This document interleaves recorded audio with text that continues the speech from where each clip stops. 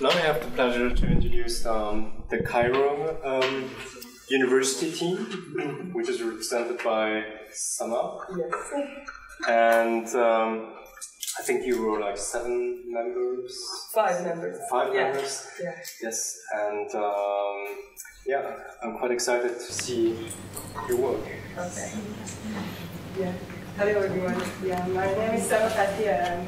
As you know, well, I'm the only one being there from my team. There is 5 of us, but unfortunately they weren't able to come. So this is our first time to participate in such a competition, and actually I'm only a second-year student, so I hope that I share ideas with you, and maybe you can have common ideas. So let's start.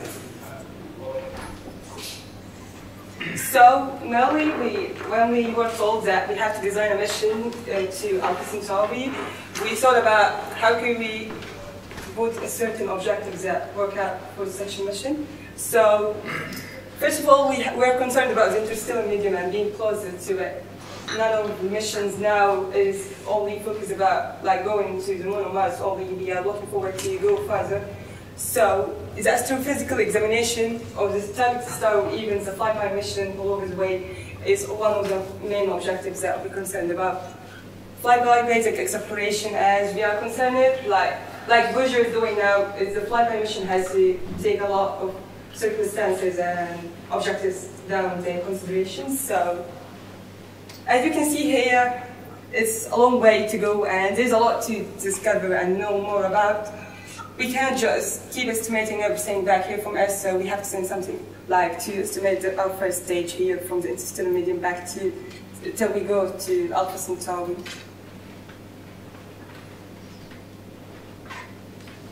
Scientific measurements. Yeah, when we thought about what exactly are we concerned about to measure, it was mainly about the hydrogen wall. We have a lot to consider about the hydrogen wall. We don't know exactly how any of our spacecraft or even the laser sail could react with the hydrogen wall or even its attitude up there. So we need to measure all the different variables in the hydrogen wall. The low energy cosmic rays were below the 10 mega electron voltage. We have to measure all of these cosmic rays. Detection of any kind of solar illuminations that could be harmful to any kind of spacecraft in case we would like to develop more and send more spacecraft to go further.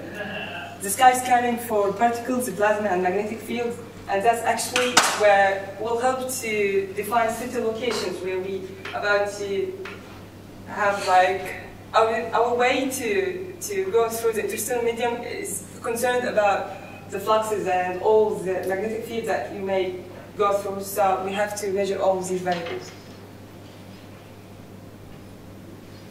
Yeah, about the mission, before detecting our mission architecture scenarios, we were concerned about how exactly the atmosphere here is looking like. We know that this is so shiny, so we were concerned to send a spacecraft when we were looking for the different architectures. We know that we have to put a certain spacecraft here separated from the rest of the aircraft. I will tell you later on.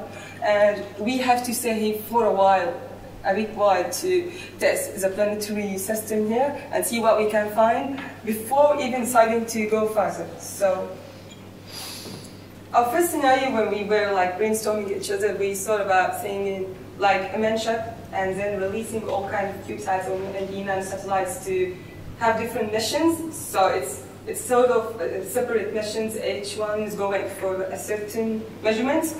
But we saw that also the CubeSats have a lot of benefits, like it's cost-wise and it has been tested for a lot of missions. So we won't suffer. It's small in size and can be controlled. But the problem that it's just you can use CubeSat because we have to cover a very wide range, as you can see here. That's a very wide range to cover. So sending CubeSats would add a lot of problems because we won't be able to control all these CubeSats. We have to send about 60 CubeSats here at the beginning to test for the measurements. So this scenario we're working out with us, the capsule scenario, is where we will send a craft from the Earth and with a re-entering launching.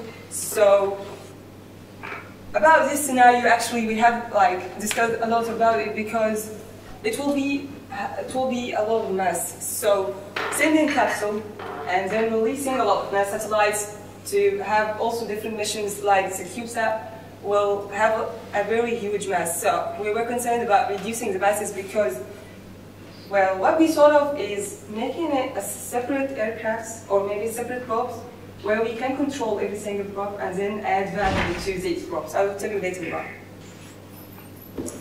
Distributed spacecraft scenario. This was selected as our backup scenario in case that we have detected more issues with our main scenario. The distributed spacecraft is mainly concerned, as you can see, it's different probes going around. Every single probe is separated.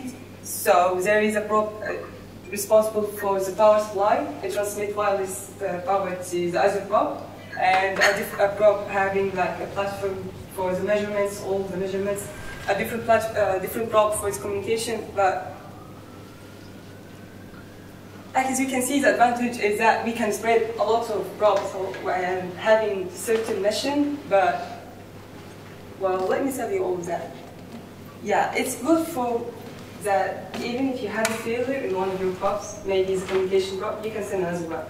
But is that feasible outside in space? I don't think so, because the network between all these probes will be different. And if you lose one, you will have to lose your mission for a certain while. And this is not acceptable because this will affect your cost and your work out there. So this was our imagination for the probes. It will be a separate text probe, one for the power and another for the communication. A relay satellite, an interstellar navigator probe. This is responsible for all the navigation for these probes. Alpha-A CubeSat and Proxima CubeSat. Okay, why we selected that as our backup scenario? Because it will consume less power as they are separated, so you can just launch one of them. And separating the power supply to the laser cell, as you know, it helps you a lot better to get to the certain acceleration that you want to reach. And then when decelerating using the max cell, it's a little bit easier if you have separate probes rather than having a certain big aircraft. Yeah, it's good for the design life and scalability, as if you are concerned about the design life of your mission, you know that if you have separate aircrafts, separate probes, you can like maintain every single one separated from the others. So that's why we selected it as a backup. Our main mission architecture mainly composed of two main probes. One of them will be located at Alpha-A and B, and the other one is located at Proxima. The one located at Proxima, we choose that this one has to do like all the scientific measurements for testing the magnetic field and the flux out there in Proxima, and then this probe has to be able to be developed and go further. Yeah, the other part is about communication system based on SPS technology. I will explain later in details. The ground telemetry link and the ground station system. Yeah, this is our little probe design. It's so simple. So this is here where we place all the navigation and port controls. This is for each single probe. This is the payload, wherever you are putting maybe the measurements and platform for your measurements. The communication system is placed down here. The solar cell and the max cell when the solar cell length is separated, as you can see. Yeah, the suggested payload.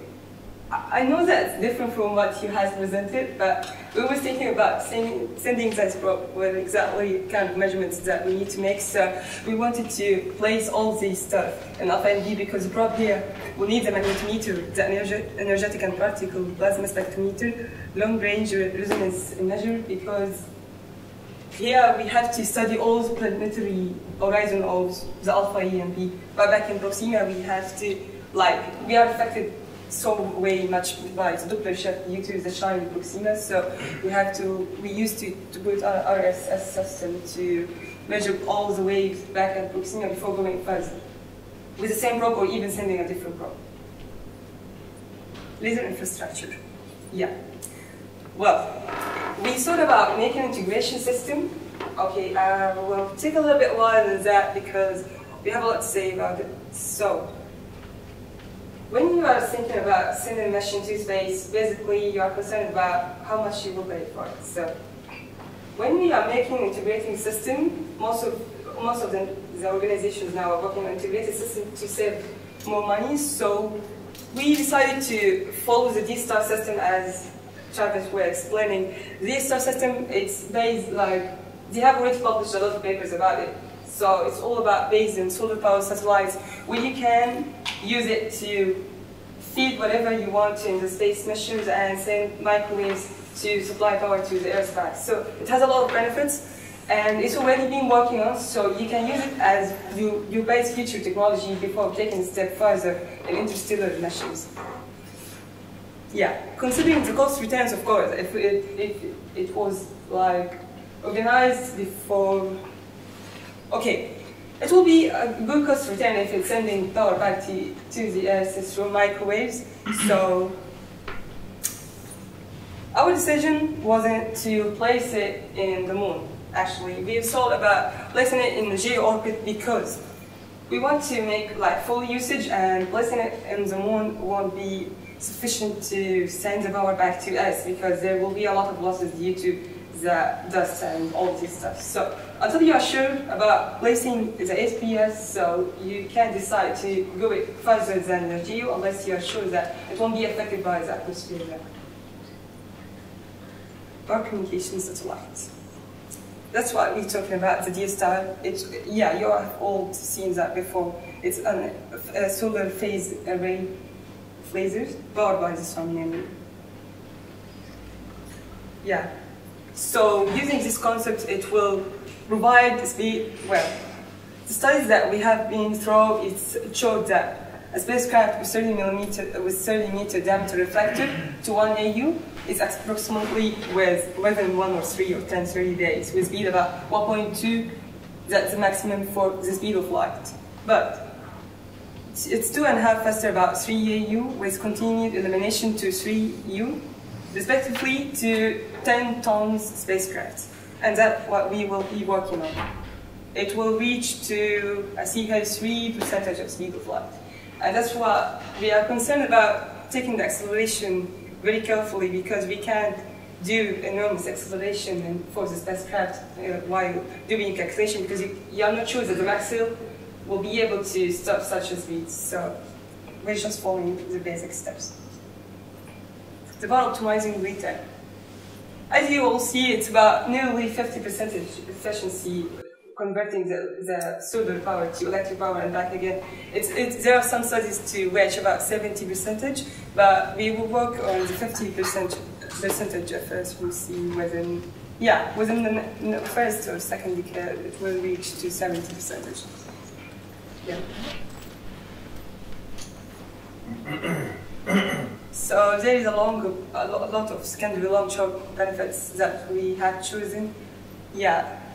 Before making a suggestion for a design and the architecture, we have thought about the benefits that we can make. So instead of sending the microwave back to Earth and using this line to provide more power to the Earth, we thought about that. Yeah, let me close this. This power can be used to, in case that the communication, about the optical communications, we are all working on it now. So we can use this array to communicate with other missions and with i4is through optical communication. So it will provide power to the Earth in case it's not working with another spacecraft. So it's providing power to our spacecraft and sending the signals, and optical communication is mainly based on this satellite.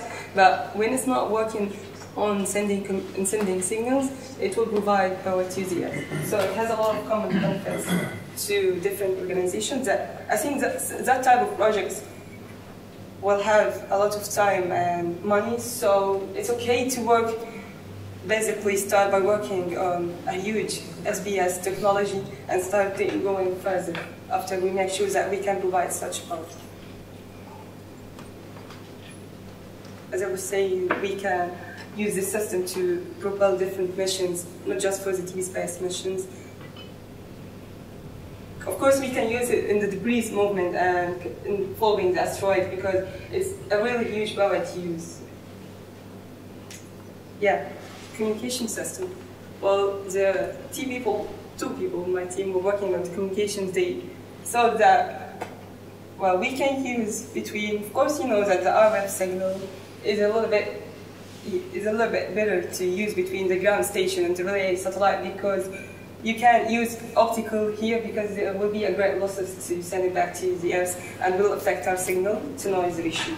So between the Earth and the relay satellite, we will use RF, and between the relay satellite and the solar ship, well, our main probe here, it will use optical. But due to this short distance, we decided to use RF signal between the ship and the CubeSat that will be launched from the probes to study Proxima A and B. Well, the main probe in Proxima A and B will launch. We thought about launching different CubeSat, about 30 CubeSat, to have different missions around the planetary system if we decided to study it further. So we will launch the CubeSat mainly with the B-boat technology that Japan is working on now. Yeah, phase 1 for the communication. After launching the 2 probes, the optical communication will just be used to navigate, as you know, and direct the main ships. So, and phase 2, after reaching the target alpha, we will use this power to communicate and send back the signals. Yeah, that's point that the 2 main probes have always to be communicating with each other through our signal, just in case a lot of failures that may happen. We'll talk about it later. Yeah. In case of failure of fun, we made about a small study about the failures that we may face that there. So, in case of failure of one of the main 2 probes, that's a very big advantage of using 2 main probes. In the communications, the other one can communicate with the first CubeSat and also can receive the signal from the first and send it back to Earth in case its communication system is not working with Earth. So we can use the other probe to communicate with the first probe that it's broken and send back the signal to the Earth. And in case that the first probe has an issue in communicating with its CubeSat, the other one can send back signals to the CubeSat and give them output. That's the process of the data transfer.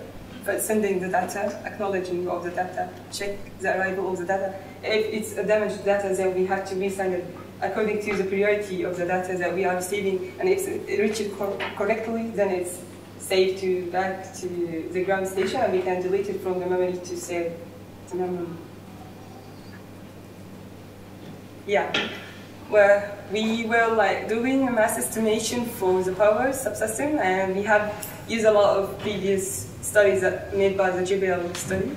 So as you can see, that's mass estimation for each of the communication systems and the power needed to calculate the total mass and power next.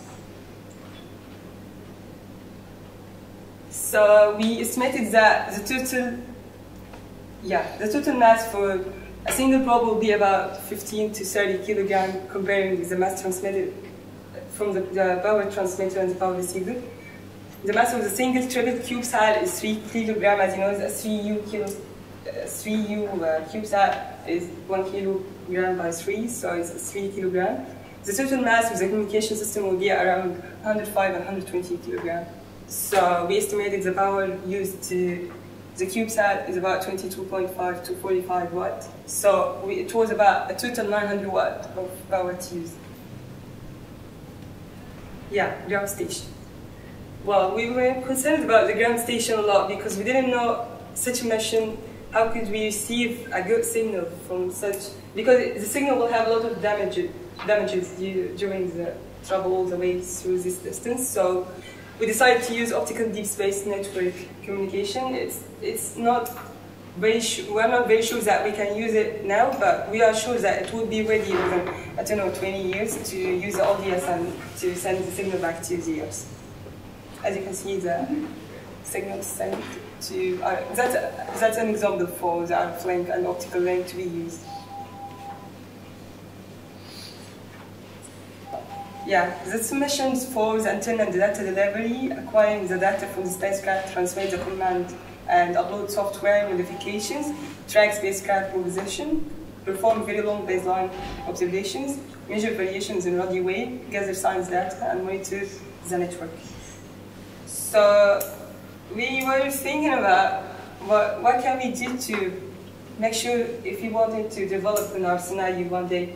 So this scenario allows us to, like, if you wanted to send not different probe. Further, this probe can communicate with the already existing probe at Alpha Centauri. So it's so flexible, and you can use it to modify a lot of ideas. You are not committed to a certain mission, or go just by luck. Guidance and navigation. But we decided to use these sensors for the guidance and the navigation. The IM used the star scanners, the sun sensors because they have the most good accuracy to track the probes. Yeah.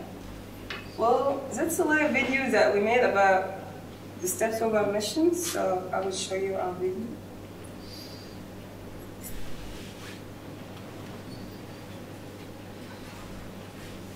Ah. Yeah.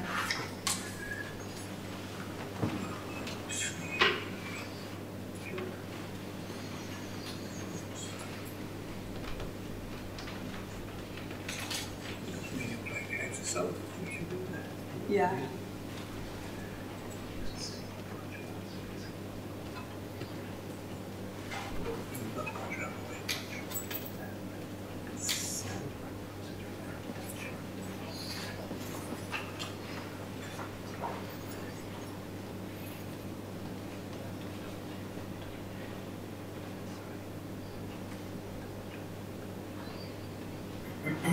You can see here, we started already, the probe is starting to decelerate before separating the linkage. I will talk about that.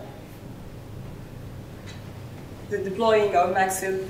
Yeah, as you can see, this shape was designed to provide like the most friction drag that you can generate to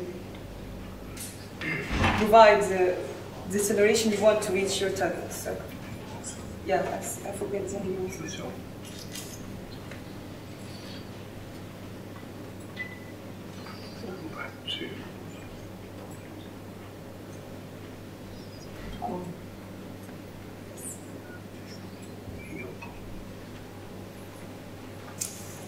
So we made a comparison about using the different material for laser sail. So you all talked about using graphene because of course it has maximum acceleration and it's the lowest density that we can use. So most of the people that were thinking about interstellar missions are thinking about,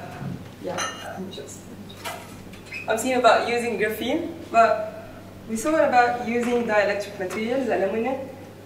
Why we thought about that? Because we will assume an operating temperature is about 1563. So we thought about using the dielectric material because they have like a higher density, but they have a higher emissivity and reflectivity. So the electric material works very well, and its acceleration is working to be 434 meters per second. So it's really working very well if we can make a good experiment on it.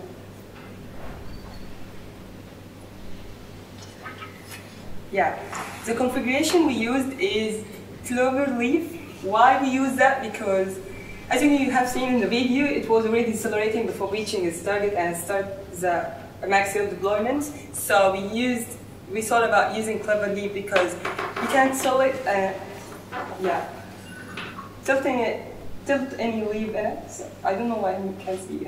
Yeah, tilting any leaf so you can decelerate and provide the angles that you want to provide. So it's really, we made like a simulation for the clover leaf, and if we can give order to the leaf and provide the deceleration and the navigation that we want. So it's working, it will work great if we use this configuration due to the spin axis that we can control. So that's our configuration. Yeah, magnetic cell. Of course, we need to use magnetic cell because to reach the target on time and get back your signal, you have to decelerate before reaching the target. So we decided to use, we will use the superconductor and deploy the magnetic cell as normal, but we will use the disk deployer and the electric subsystem and thermal control to develop more on the magnetic cell to provide the friction drag that you really need. Beside, of course, the configurations that you will choose to provide the maximum friction. Of course, it will provide storage of Tesla during transportation. Yeah, that's our design for the solar sail. As you can see, the linkage that we can, of course, there is more linkage for the clever leaf, but that's mainly our basic design, and that's our main design for the magnetic sail deployment. Can you explain the holes again? Yeah, these holes, yeah, Nurhan, yeah, my colleague was working on the magnetic sail. She chose this configuration due to, she was studying like, when moving and before reaching the target and stopping at the end, this will face a lot of acceleration before deploying the magnetic sail. So she made all these holes to provide the maximum friction to drag enough the probe before reaching the target, so that we can, like, we don't know the effects of the flux and the acceleration on the probe, so we needed to provide maximum friction to make it accelerate within time. That's it. Onboard power.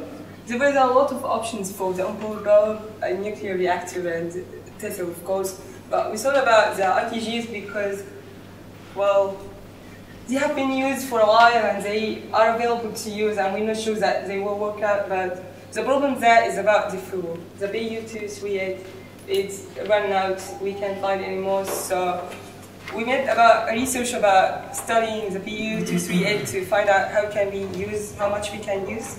So we haven't made it for a couple of decades because it's run out, and the cost estimate for, yeah, it's about $150 million to provide. It's about $6 million for a kilogram a year, so it's really too much. But we decided to use a technology where we can provide the PU. So we know that RTGs provide only 6% of heat energy, and the PU powers the latest generation of deep space probes, about 4.4 kilowatt. So instead, the combination of Stirling engine that's powered to decay the heat we will use it to generate the PU. So to save more money, it will save about $75 million with a normal way, reducing the PU to 38. Thank you for having us.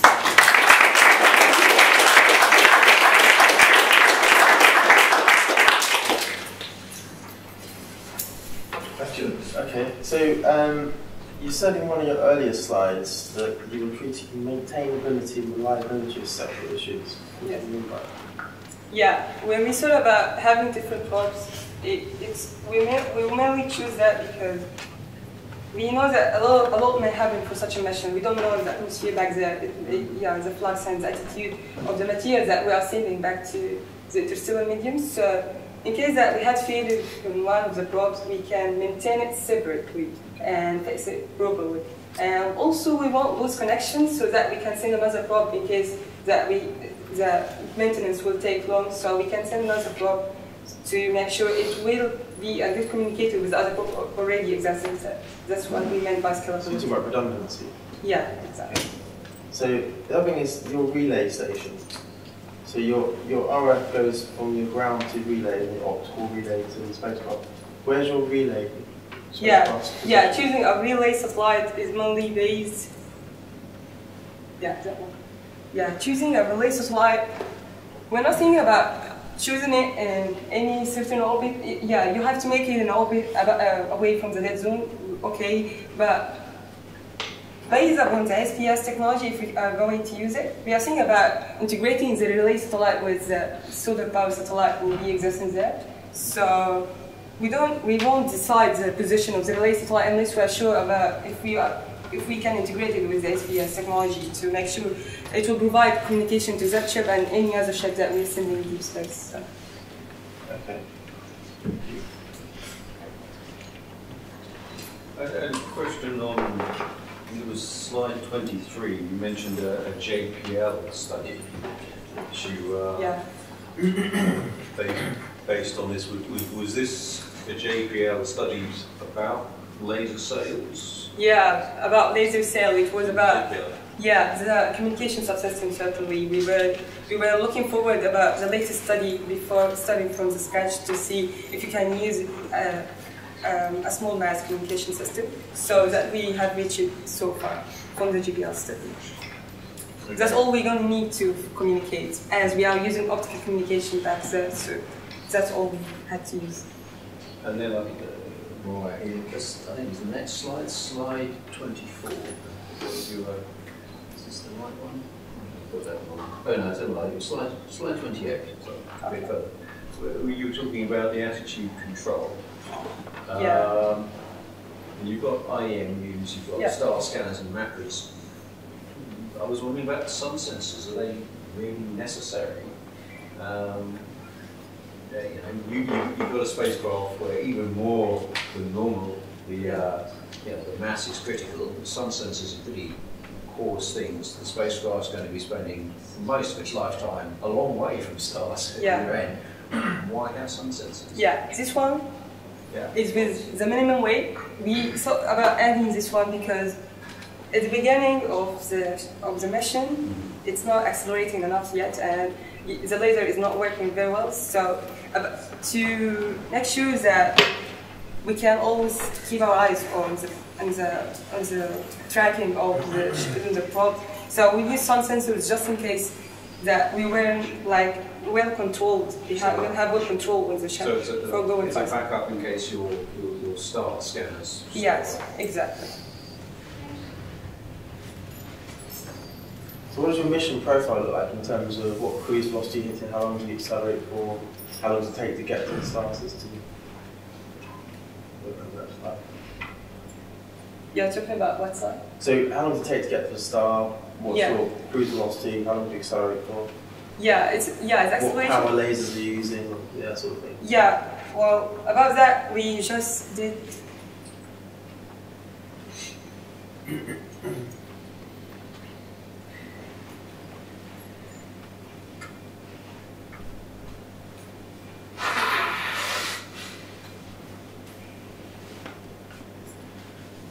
So we were talking about using a probe where we can provide 3% of speed of light if it's within a 10-ton, it's not that slide, 10 tons spacecraft. So if we were able, after a while, about 10-20 years from now, to miniaturize the components, we can reduce the masses maybe to only 1 ton.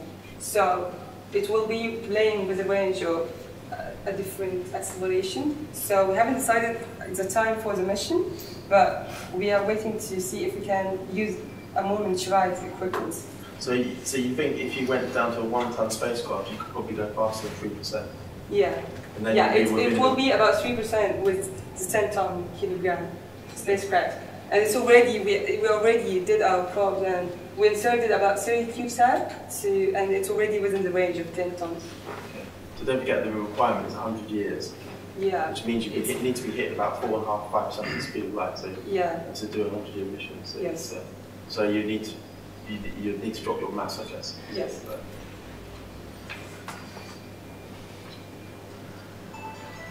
Yeah. A question on the shape of your sail. You mentioned that you could tilt some of the leaves in order to decelerate. I really get this part of this properly. Yeah.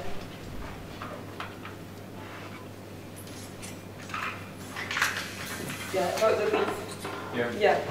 We thought about, there's a lot of square and circular solar cells, but we thought about using that one because we were concerned about the deceleration. Again, I'm not sure how it would react to if the max cell deployment would affect the motion of the accelerated spacecraft. So using the leaf configuration will provide like a full control of your spacecraft, and you'll be able to give it different angles. You maybe make it go away from its destination for a while till you make sure that it has already the required deceleration to reach the target, because you don't want to pass through the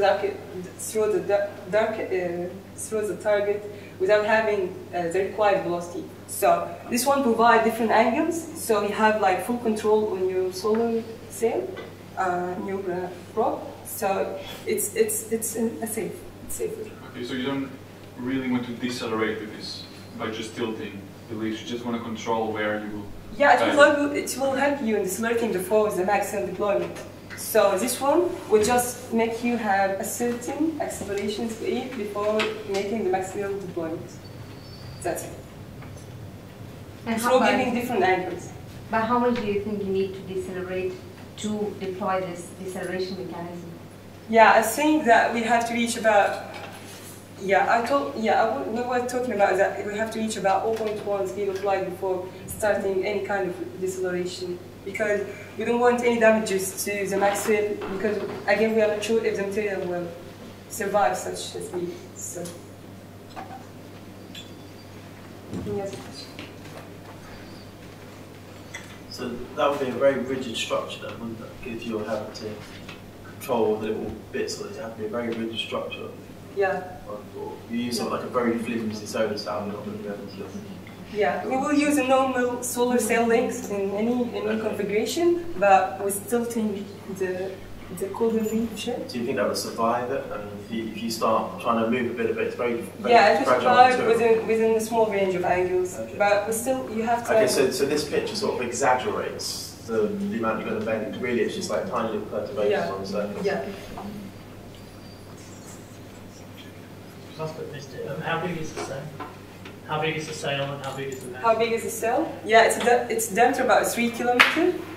Yeah, for providing different angles and different forces.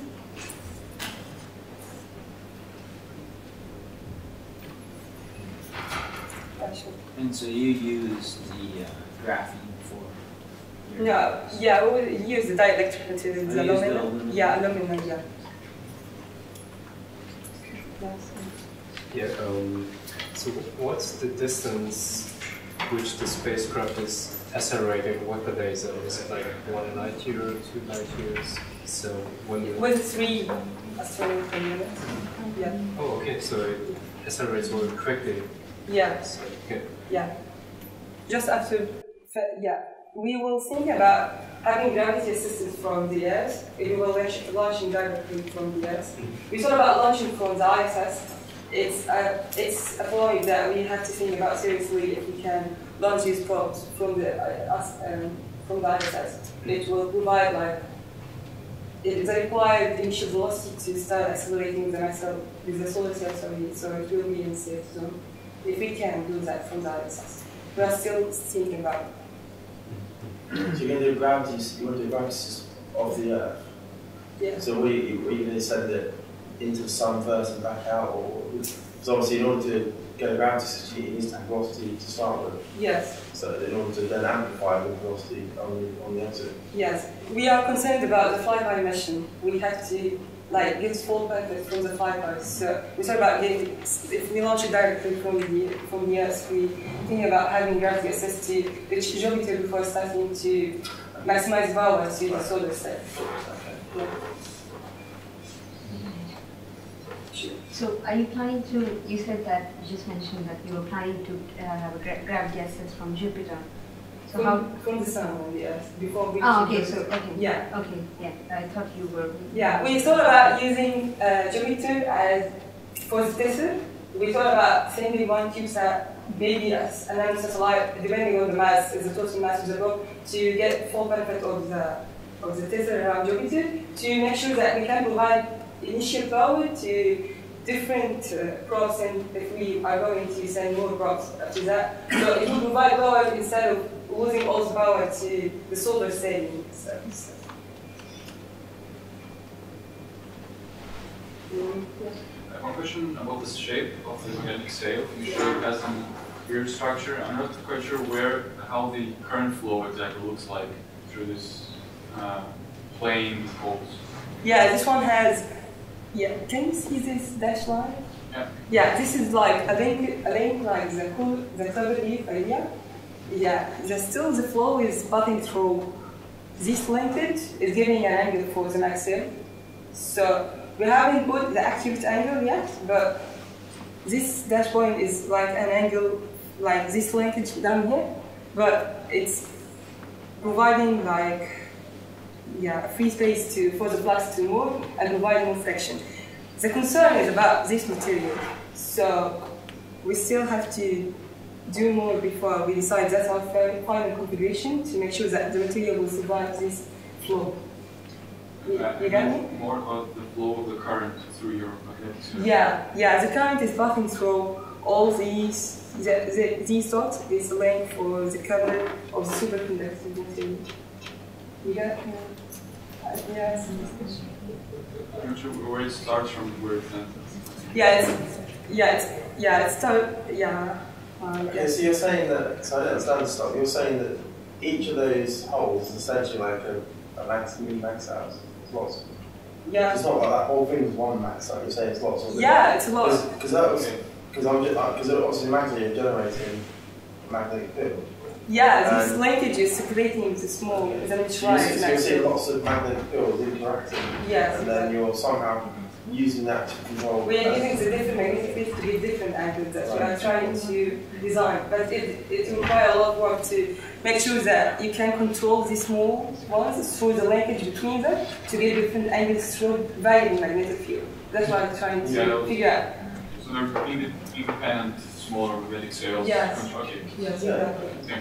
Independent, but having different magnetic field that you can control only to get different. You can American model that. That should be fun. Yeah. Sounds like yours is fun. So yeah. I like to movie again, but I just You see, yeah, it's a little video, yeah. You never showed movies, so we can see. Are you talking about putting out to finish that video? What? Sure. Yeah, I'll Let's show see it. it one more time. Yeah, it's my beloved video, I will show it. I'll just hold. So what was the software you used to build the movie? No. What's the software? I think looking at something that's put together there. Yeah, I guess so. What's the CAD software you're using? What? What's the CAD software you're using to build the movie? Yeah, it's SolidWorks. SolidWorks. Yeah. I don't have a license to other people, so I didn't. You got a student version. Yeah. I will get a license soon for ISIS, so I can do better.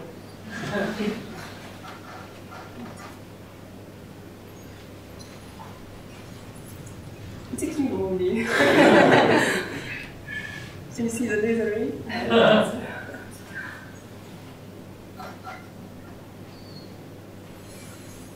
That's why we are using clever leaf to have full control on the solar cell before separating and start deployment of nice. Yeah, the problem here that we can estimate how to control these different magnetic fields to give the required angle to stop at the time. Okay? Okay. Any questions? Yeah, thank you.